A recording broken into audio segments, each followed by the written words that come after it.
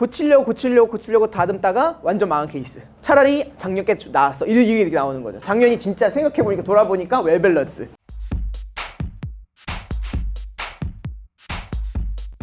진짜 난도가 어땠냐라고 물어보면 난도는 평이하지 않았다. 근데 세상은 평이했다라고 생각하는 거죠. 그럼 진짜 이제 문제가 생겨요. 수능 평가원에서는 평이하지 않게 됐죠. 근데 세상이 평이했다고 막 얘기하죠. 그럼 수능은 내년에 어떻게 할 것 같습니까? 여러분은 어떻게 하시겠어요?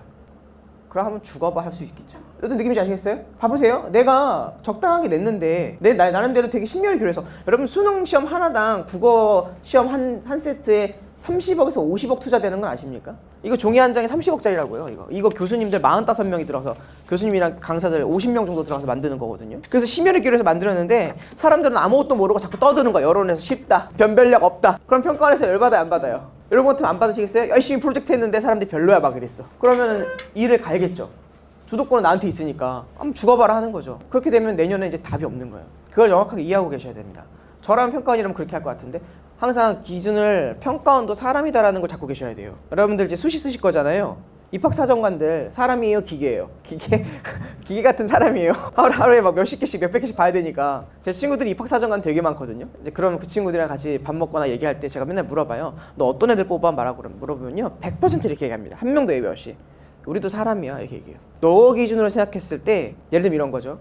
선생님 국영수하고 탐구 과목이나 뭐 안중한 비교과 비중요한 과목들 있잖아요. 한문 이런 거 그런 거 점수 안 나와 버리면 불리한가 유리한가 이렇게 물어본다고요. 되게 궁금하시죠? 무조건 불리해요. 왜냐면 여러분들이 입학사정관이라고 생각하면 그 시험지를 보면 아 이 새끼 버렸네 하나 국영수 하려고 기술과정 버렸네 이렇게 생각할 수 있죠. 그럼 이런 애가 성실한 애예요, 불성실한 애예요? 불성실한 애예요. 무조건 떨어져요. 이게 이제 표본이 되는 거거든요. 물론 그거를 어떤 평가원은 약간 아 좋아 전략적 선택이야 그러면서 좋아할 수도 있겠지만 많진 않다. 평가원도 똑같다. 이번 시험 쉽지 않게 냈는데 왜 자꾸 사람들이 쉽게 떠드냐. 그럼 내년에 한번 죽어보세요 할 수 있다는 거죠.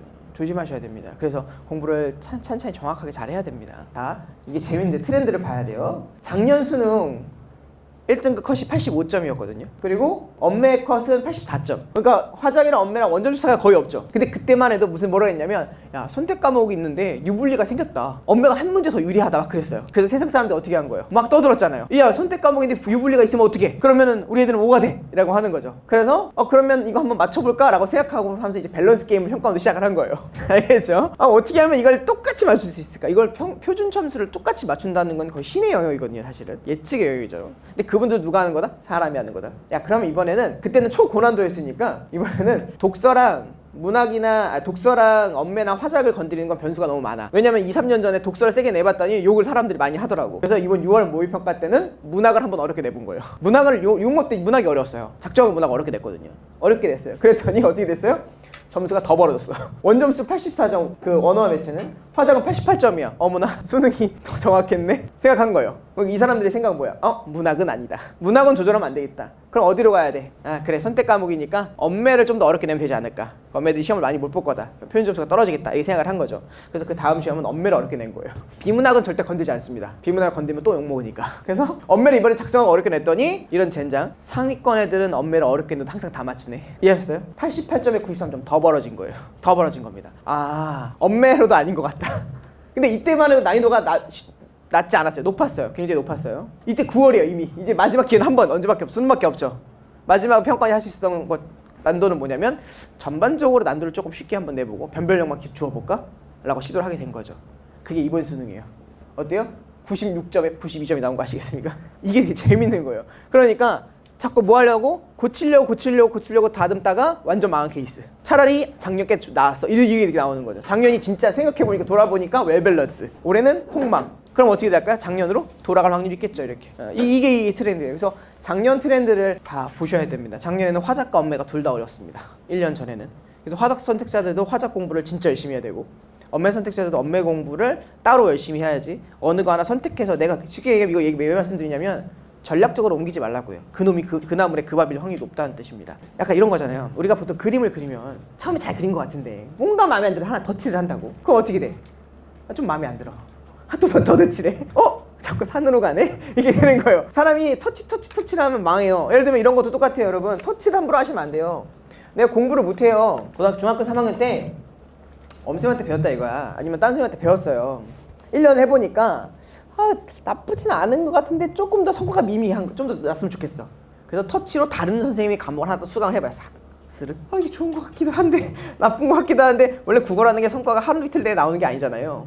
한 3개월 다녀보고 나니까 이거 좀 아닌 것 같아서 또 딴 선생님을 또 가 이렇게. 그래서 겨울방학 때 끝날 쯤 되니까 갑자기 어떤 선생님이 또 뜨고 있대 막. 그걸 글로 또 가 이렇게 쓰죠. 2학년 되니까 파이널을 또 해야 되는데 또 누구를 또 해야 되는데 또 그러다가 3학년 때 그래 역시 돌아온 건 엄쌤이야. 그래서 다시 돌아와. 이렇게 집 나갔다 돌아온 애들이 딱 틀을 보면요 완전 잘못된 그림을 그리고 온 친구들이 많아요. 온갖 방법에 다 중구난방 짬뽕이야. 그 친구들은 어떻게 해야 되게요? 거의 90% 이상 재수합니다. 근데 좋은 건 있어요. 재수하면요 객관적인 안목이 생기거든요. 그래서 4-5가지의 방법론 중에서 4-5명의 선생님 중에 자기한테 누가 제일 많이 정확하게 알아요. 그 사람으로 파요. 그러면 어김없이 성적은 좋아요. 근데 이거는 재수를 목표로 하는 친구는 해도 괜찮아요.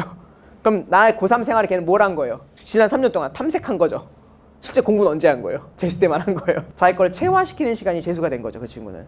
나쁘지 않은 방법이에요. 재수를 한다면. 어차피 재수 엄청 많이 하는데요. 뭐. 이 동네 재수 많이 해요? 안 해요? 몇 프로예요? 재수 비율이? 70%, 80% 되죠.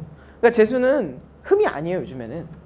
재수는 선택이라고 하지 않고 재수는 필수라고 하잖아요. 요즘에. 재필 삼수 나십니까? 이런 얘기해주면 아이들도 마음속에 재수가 마음에 들어오는데 재수는 필수, 삼수는 선택이래요. 근데 상당부분 그렇게 많이 하는 것 같습니다. 왜냐면 최상위권 대학을 목표로 하면 재수가 필수가 될 수밖에 없는 시점인 거죠. 왜? 위에 14만 명이 누가 있다? 재수생이 있는데. 그래서 우리 아이들은 여러분 억가 당하고 있는 겁니다. 억가가 무슨 뜻인지 아십니까? 억지로 까임을 당한다는 거죠. 억지로 까임을 당한다. 굉장히 못마땅하실 거예요. 우리 아이들 성적 잘 안 나오고 공부 못한다고 생각하고 너 왜 또래에 비해서 안 하니? 성적해도 성적이 안 오르니라고 할 수 있지만 사실은 그렇지 않다. 그렇지 않다.